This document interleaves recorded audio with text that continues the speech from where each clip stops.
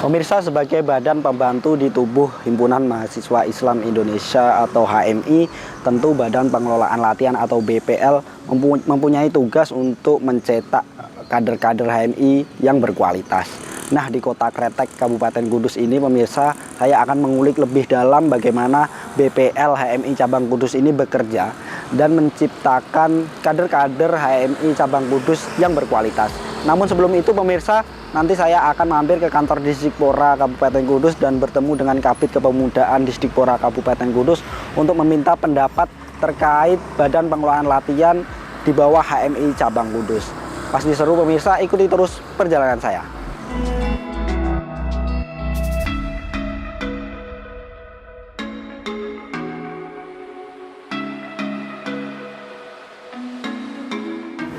Badan Pengelolaan Latihan.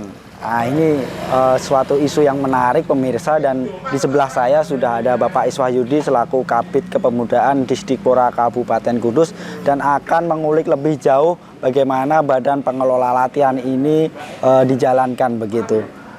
Pak Iswahyudi, sehat Pak? Alhamdulillah. Mas Fajar gimana? Alhamdulillah sehat Pak. Sehat juga Pak ya. Ini Pak, ini mau tanya terkait Badan Pengelola Latihan ini Pak. Mungkin bisa dijelaskan Pak, Badan Pengelola Latihan ini seperti apa sebenarnya?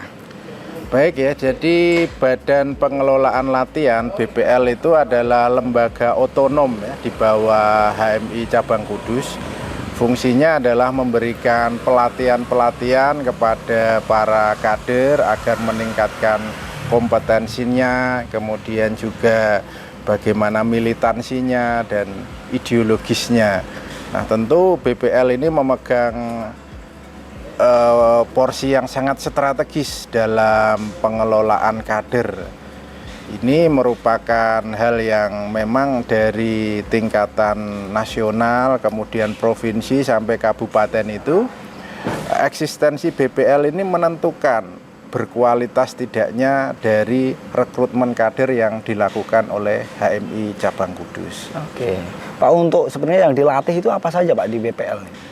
Jadi pengelolaan latihan yang dilakukan oleh BPL itu mulai dari LK1, LK2, LK3, kemudian juga lembaga-lembaga kekaryaan yang ada di bawah naungan HMI Cabang Kudus, misalkan lembaga dakwah mahasiswa Islam, kemudian lembaga seni mahasiswa Islam, dan banyak sekali lembaga-lembaga kekaryaan yang di situ membutuhkan trainer atau pelatih sehingga mereka menjadi kader itu tahu apa yang akan dikerjakan ketika masuk di struktural, di pengurus harian maupun departemen, maupun juga ketika masuk di lembaga-lembaga kekaryaan yang ada di HMI Cabang Kudus. Oke, Pak, untuk menyangkut peserta, sebenarnya ini pesertanya harus HMI atau bagaimana?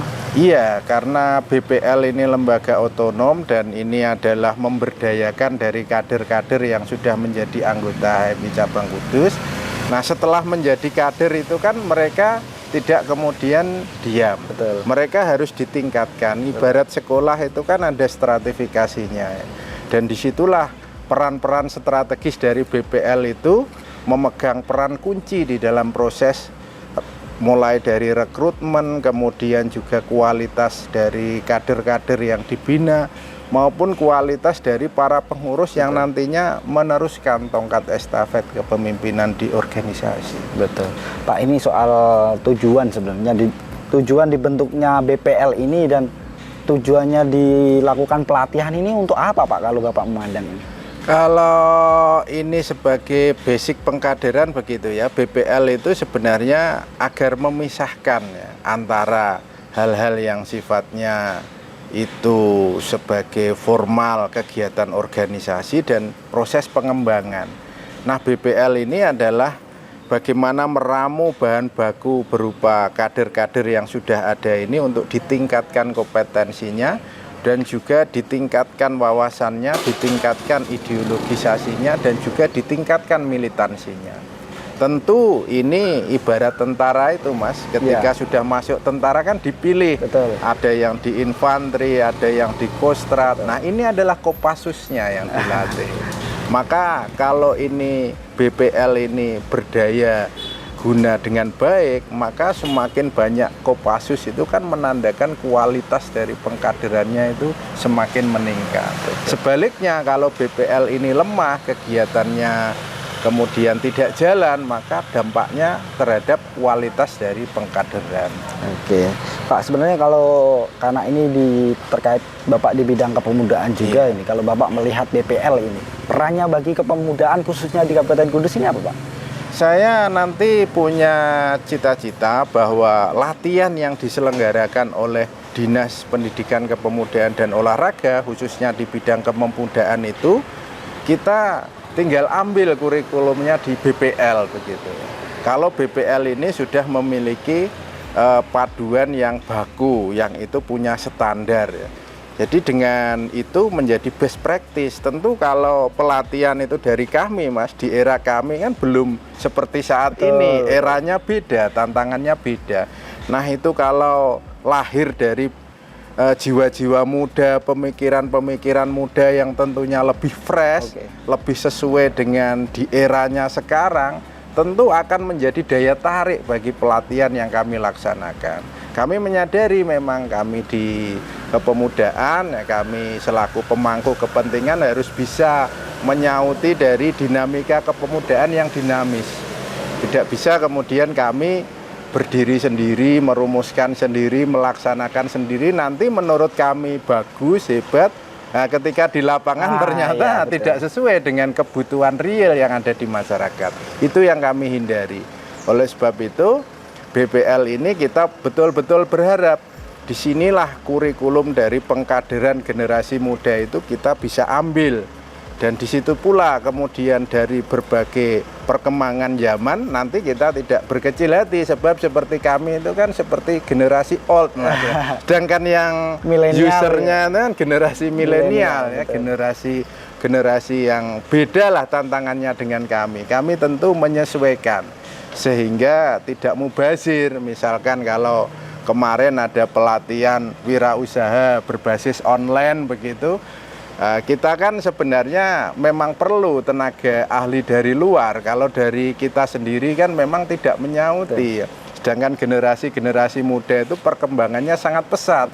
Ternyata tidak punya lapak pun mereka bisa jualan. Nah, dan dengan teknologi itu kemudian juga basis-basis pergerakan mahasiswa sekarang kan beda dengan di era saya. Di komunitas grup WA misalkan yang paling sederhana kan, di media-media sosial yang lain. Nah ini kita sebagai pemangku kepentingan di Disdikpora ini harapannya bisa menyauti perkembangan yang ada di luar, tidak hanya dari dalam kami sendiri. Nah, dengan inovasi-inovasi seperti itu diharapkan kepemudaan di Kabupaten Kudus itu semakin up to date, semakin bagus, semakin berkualitas. Oke, kalau menilai soal kualitas dari BPL sendiri, Pak, Bapak dari Kabid Kepemudaan menilai seperti apa? Beberapa kali acara yang menghadirkan kami, saya rasa BPL itu memang sangat bagus ya, sangat visioner. Saya sendiri menyadari ya bahwa era saya dulu beda sekali. Saya banyak belajar di situ meskipun saya pemateri. Kemudian ternyata dengan teknologi bisa dengan Zoom Meet, dengan kemudian Google Meet dan sebagainya itu ternyata memang keberadaan teknologi sekarang itu latihan yang kita bayangkan seperti zaman saya itu ketinggalan, Mas. Ketika harus manual, duduk, ada buku paduan. Nah sekarang bisa dengan cepat di-share, kemudian praktek juga bisa jarak jauh, luar biasa, keren. Oke, mungkin ini terakhir Pak untuk harapan ini ke Badan Pengelola latihan ini Pak, mungkin Pak. Harapan saya Badan Pengelolaan Latihan ini jangan hanya terfokus kepada hal-hal yang sifatnya abstrak. Abstrak itu seperti yang lama ya, yang itu kita butuhkan, tapi kemudian kita sekarang kekaryaannya ini yang penting, yang kemudian bisa kita sinergikan dengan program Disdikpora seperti wirausaha muda, kemudian juga serapan tenaga kerja, keterampilan bagi pemuda dan sebagainya. Dan itu kalau BPL punya, misalkan kalau ada acara-acara yang itu sifatnya by teknologi itu kita siap belajar. Oke, terima kasih Pak Iswayudi atas Terima kasih informasinya. sekali. Terima kasih. Salam untuk teman-teman BPL. Oh, siap. Semoga tetap semangat. Tersampaikan Pak. Oke pemirsa, habis ini saya akan mengajak pemirsa bertemu dengan Ketua BPL dan melihat bagaimana BPL bekerja. Ikuti terus perjalanan saya.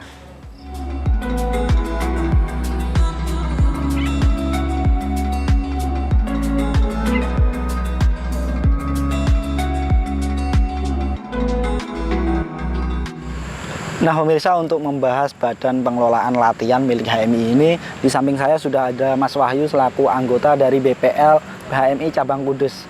Mas Wahyu, kabar sehat Mas? Alhamdulillah sehat Mas. Alhamdulillah sehat. Ini cuaca udah agak mendung sedikit tapi kita ngobrol santai saja Mas. Siap. Mas, soal ini apa namanya BPL ini Mas, mungkin bisa dijelaskan ke pemirsa dan ke saya ini. Sebenarnya BPL ini apa Mas? Oke Mas, jadi BPL itu kalau dalam organisasi himpunan mahasiswa Islam sendiri itu merupakan gurunya. Bisa dikatakan orang yang berilmu yang bertugas untuk melaksanakan jenjang training yang ada di HMI. Seperti itu. Oke, mungkin trainingnya ada berapa Mas kalau di HMI ini? Trainingnya kalau di anggaran dasar atau di hasil kongres yang kemarin itu terbagi menjadi dua. Yang pertama adalah perkaderan formal dan perkaderan informal. Dalam perkaderan formal itu dibagi menjadi tiga. Yang pertama training formal, yang kedua non formal, dan yang ketiga adalah lainnya.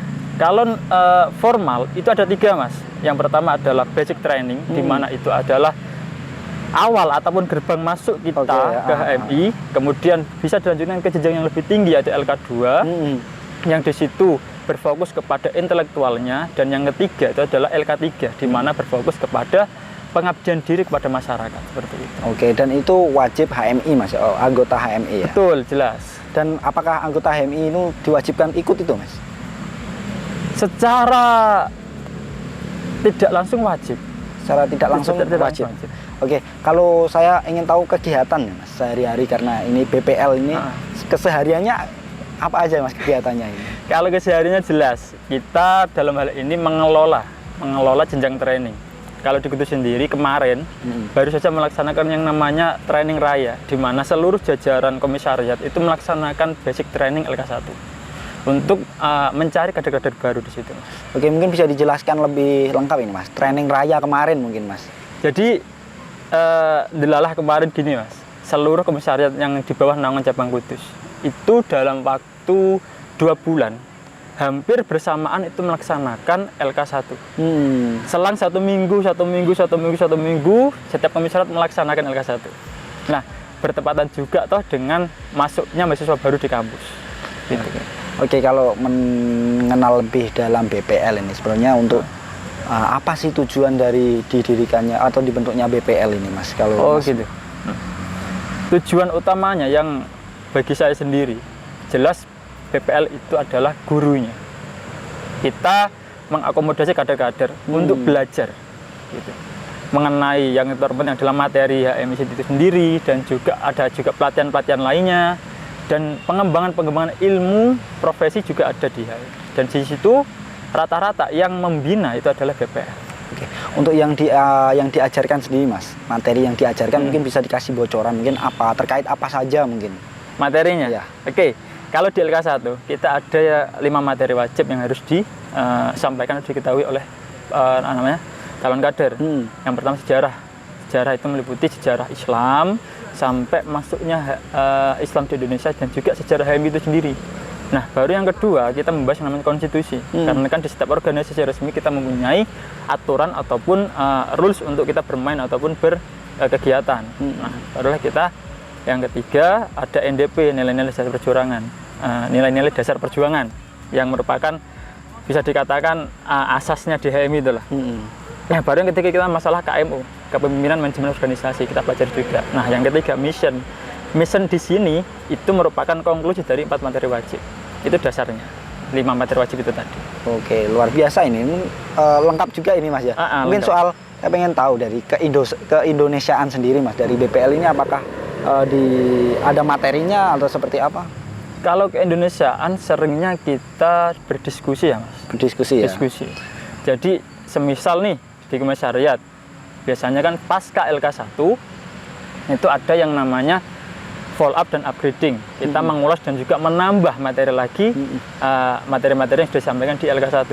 Nah, dan biasanya komisariat itu mengadakan diskusi tentang hal-hal ataupun kejadian-kejadian yang ada di Indonesia. Kita kupas di situ. Nah, dan tugas kita sebagai BPL adalah pemantiknya. Oke. Gitu.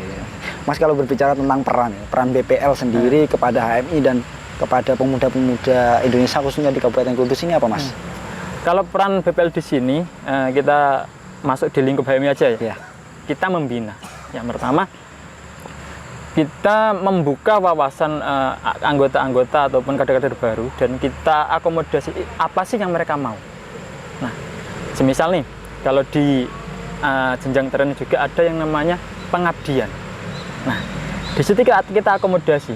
Toh ada yang suka pendidikan, kita ajarkan secara basic pendidikan itu seperti apa, ada juga politiknya bagaimana, kemudian cara untuk bersosialisasi di masyarakat yang baik dan benar itu seperti apa. Kita akomodasi di situ. Oke, Mas, untuk ini mungkin pesan ini kepada kader-kader HMI ini dari Mas sebagai anggota BPL ini pesannya seperti apa? Pesan saya untuk kader HMI umumnya, terkhusus di Kabupaten Kudus ya, semangat terus dalam perkaderan, jangan pernah mengeluh karena di sini adalah organisasi kader, bukan organisasi profit, gitu ya. Makanya harus tetap semangat, tetap jaga komunikasi juga seperti ini. Nah, kalau ini masuk ke kepemudaan, harapan Mas sebagai anggota HMI juga, sebagai anggota BPL juga ini, harapan bagi pemuda di Indonesia khususnya di Kabupaten Kudus ini, mengingatkan HMI, BPL ini kan anggotanya juga pemuda-pemuda ini, Mas. Mungkin betul, harapannya, Mas. Harapan saya gini, Mas. Untuk pemuda Indonesia umumnya ya, saya harapkan terus membuat gebrakan baru lah, karena tidak mungkin senior-senior kita yang ada di sana atau di atas sana akan terus menguasai kan. Saatnya untuk kita melakukan gerakan-gerakan yang bisa merubah masyarakat dan manfaat untuk umat kita. Oke, terima kasih Mas Wahyu dan nemenin ngobrol dan lebih mengenalkan BPL kepada saya dan pemirsa ini. Terima kasih, Mas.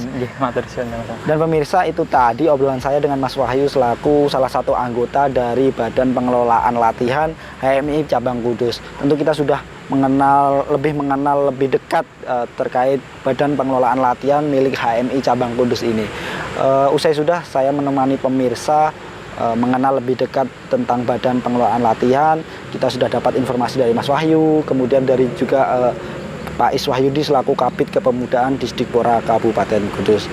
Akhir acara mungkin seperti pesan Mas Wahyu, pemuda juga harus punya upgrading, punya mengembangkan skill-skillnya, khususnya di anggota atau kader dari HMI sendiri. Saya Fajar Mukti, ikuti terus perjalanan saya ke depan. Sampai jumpa.